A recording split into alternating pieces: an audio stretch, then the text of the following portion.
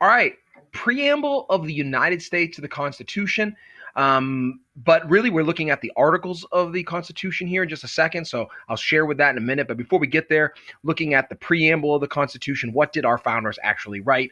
And this is actually the lyrics from the preamble. It's actually part of a song from Schoolhouse Rock that you can look up on YouTube. You might have heard it.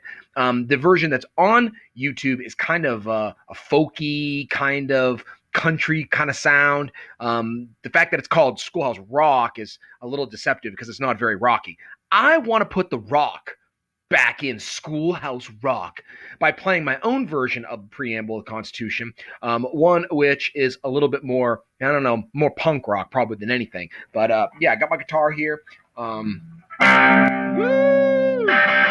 So I'm gonna play this, and then we'll jump into the lesson here. This is just purely for your entertainment, and also hopefully you've heard these the lyrics of this before, because it is really the preamble of the Constitution. Here we go.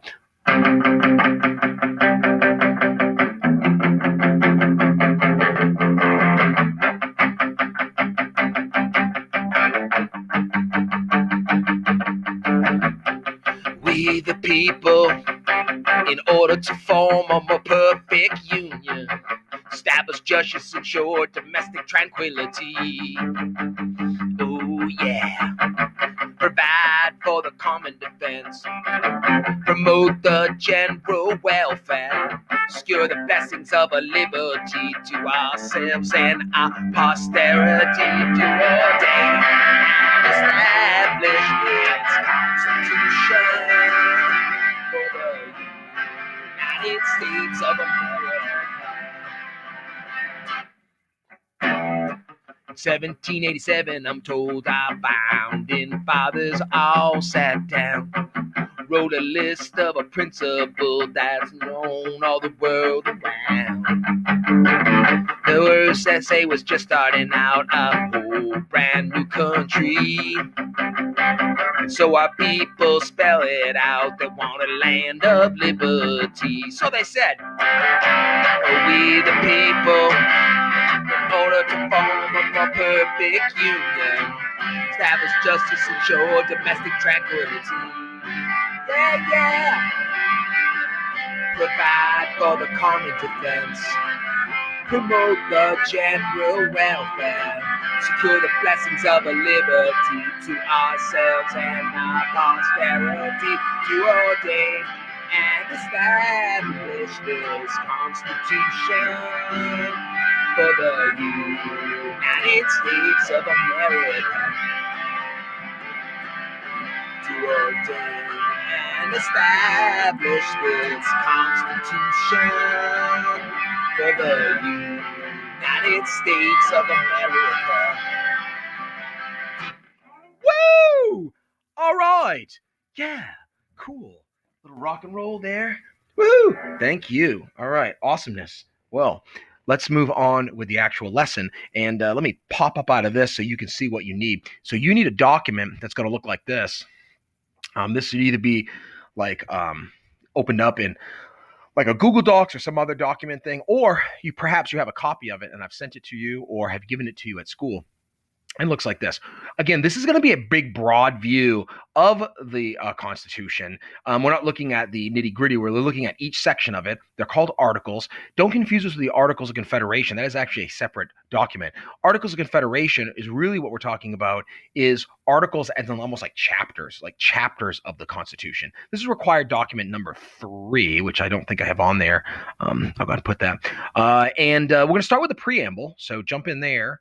And you're going to take some notes, you're going to underline some things, and so keep following along here. All right, so when we look at the preamble, which I just sang, and probably you are absolutely frightened and never want to go back and watch that again, cool. Well, at least I caught your attention, didn't I? We the people of the United States, in order to form a more perfect union, establish justice. So underline establish justice, or use a highlighter, or highlight it on the document, whatever electronic document creator you're using, and go ahead and underline or highlight establish justice. And when we say a justice, we're really talking about fairness. They want to establish justice, which means fairness in courts. Like if you commit a crime, you get punished. That's if you steal something, you got to pay someone back. There's some sort of restitution there. So there's a fairness, a justice that needs to happen. All right. Second, underline ensure domestic tranquility. You may have never heard of the word tranquility, but tranquility comes from the word tranquil, and it just means kind of peace, order, if you will. And specifically, when they're talking about domestic tranquility, they mean like from rebellion. And that should kind of remind you of Shays' Rebellion, right?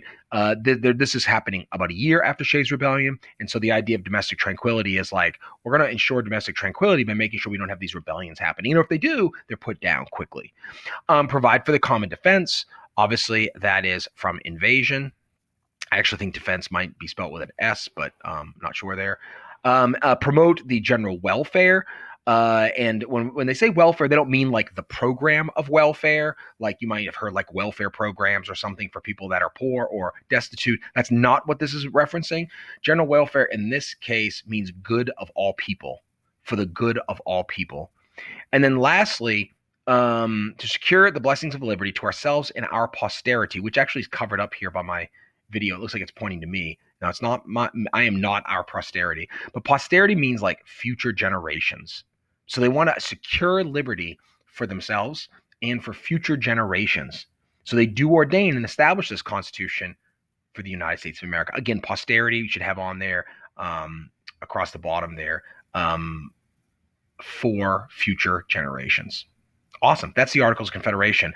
Articles of the U.S. Constitution. That's the preamble of the U.S. Constitution. Sorry, we already did the Articles of Confederation. All right, go on to the next thing here, and then we're going to look at different parts of the Articles of the Constitution. Again, this is document number 3. Okay, so Article number 1. This is the first article. This is the first chapter of the Constitution, and it is legislative power. And it lists out all these things. It talks about how there's a House, there's a Senate, the powers of each, that they get to make law, all the powers listed out in Article 1, Section 8, which we'll talk more about. And it's all the legislative power. And they put it as Article 1 because it was the most powerful. It was considered the most powerful branch. Maybe today you don't say that. Maybe today you think it's the executive. But back then, very clearly, as we'll see when we look at the Federalist Papers, the legislative branch was the most powerful. You'll see that as we talk about executive power, the legislative branch has given up a lot of its power over to the executive branch. And oftentimes they don't even want to make a decision because they're so worried about elections. But the legislative branch actually in the Constitution has the most power for sure. Article 2 is the executive power. So this is where it lays out the presidency and the powers of the presidency. It is much, much, much shorter than Article 1. Article 1, legislative power, it's really long. Executive power is pretty short, actually. We'll almost read the whole thing when we get to executive branch in Unit 2. All right, and their power, of course, the executive branch is to enforce law. So legislative makes the law, executive enforces the law. Remember, the Articles of Confederation didn't have an executive branch, or at least not a formal one. All right, and then Article 3 is judicial power, the third branch of government here, the third branch of government. And their job is to interpret law. So executives enforcing it, and then the judicial powers interpreting it and making sure that someone's arrested for a just cause and in punishing them as need be. So executive branch, legislative branch, judicial branch. So the 3 branches of government. Judicial branch is really, really short.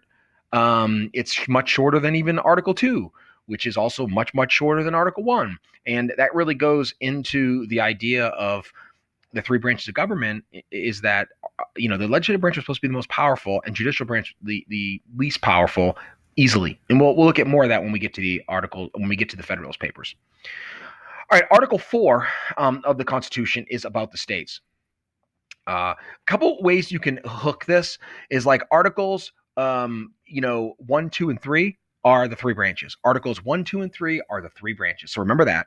1, 2, 3, 3 branches. 4 for the states. 4 for the states. You might put up by the Roman numeral 4 and then write for the states. So just remember that 4 for the states. And then there were 4 parts. And there's also 4 parts to Article 4, which is about state power and how the states play a role in this system of government. And one of them is the full faith and credit clause. And full faith and credit of the United States partly means that court judgments, marriage licenses, things like that, they transfer between states. So full faith and credit, court judgments, marriage transfer between states. So like you can't like avoid paying your car loan, for example, by fleeing to West Virginia or fleeing to another state. You can't do that. these things will still follow you across state lines. All right. So that's full faith and credit. Privileges and immunities. Privileges and immunities. That's a weird phrase. Like, what does that mean? That goes back into common law and English common law and that was developed in America. And that just kind of means like the rights and free travel. So if I have a privilege in one state, some sort of right in a state, then I don't lose my rights when I go to another state. Nor can a state like give free speech to everybody, and then when I show up, I don't get free speech. So it also is to help with travel. So privilege immunities gives you get your rights transfer, you get free travel through different states, and also, unfortunately, Part B of Article 4 also includes a fugitive slave clause. That basically people that were held um, in servitude. Remember, they don't use the word slavery or slave in the Constitution, as Madison said they didn't want to admit that you could have ownership of men in the Constitution.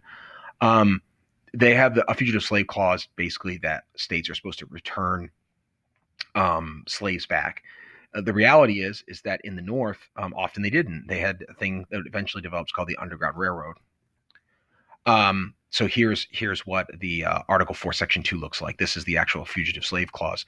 No person held in service or labor in one state. So notice it doesn't say slavery. Under the laws thereof, escaping in another shall, in consequence of any law or regulation therein, be discharged from such service or labor, but shall be delivered up on claim of the party for whom such service or labor may be due. So notice a couple of things. One, if you are escaped slave and you escape into, say, Pennsylvania from Virginia, you are not discharged from that service or labor. That's one thing it says. But shall be delivered up on claim of the party for whom such service or labor may be due. So you don't have to give them up until the person shows up and says, hey, that person belongs to me. So this was actually rather weak because rarely did people end up in Vermont or Massachusetts looking for slaves. And so if a slave could get to the far north, then they were more or less home free. And many Northerners actually took part in helping protect runaway slaves. So this is Article 4, Section 2, Fugitive Slave Clause. Part C is how states will be added. And that was pretty simple. Congress does that. How new states are added. All right, so full faith and credit, privileges and immunities, how states are added, and then Republican government guaranteed. So every state must have a Republican government. They can't have like a dictatorship of Arkansas or something like that. Every state has a Republican or type of Democratic Republic is guaranteed. And so the government could, like the federal government could take part, could actually do something if one of them didn't.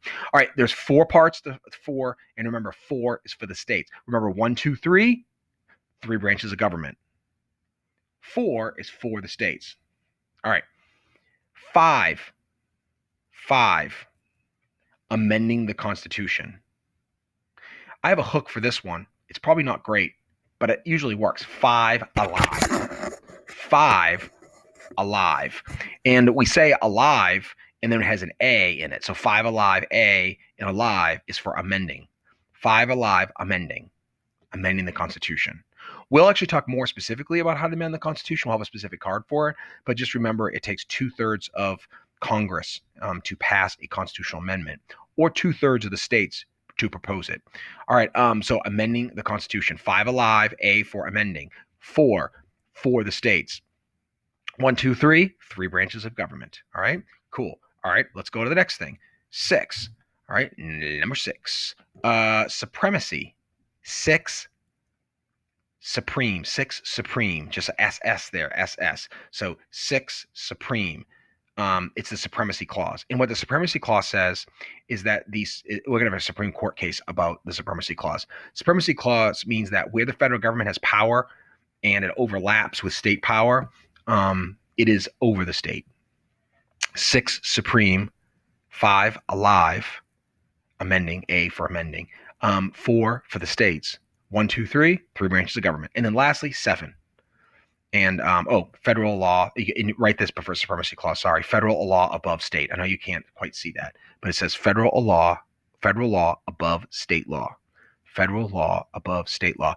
When there's a criminal act that happens and federal law overlaps with state law, the federal government can come in and actually take over the investigation and the prosecution of that crime. like some sort of terrorist act that kills people. The state might prosecute the person for murder, but the federal government can come in and prosecute them for terrorism, and they take the case over. All right, last one. 7 is ratification of the Constitution. Ratification of the Constitution. How is this Constitution going to be ratified? By the way, 7, the hook is 7 plus 2 equals 9. And the reason it's 7 plus 2 equals 9, 7 as in the 7th article plus 2 equals 9, the reason it's that, excuse me, is because 9 is the official law. It becomes official law after 9 states have adopted it. Once 9 states adopt the Constitution out of 13, it's officially law. Rhode Island waits a couple years. They'll be like their own little country basically for a couple of years. They don't do it, but everyone else does adopt it and it ratifies it, and so it becomes the official law of the land. All right, so ratification, 7. 7th article. Let me go through all the hooks really quick for you. 1, 2, 3, 3 branches of government. 4 for the states. So it's all about the states, and there's 4 sections to it.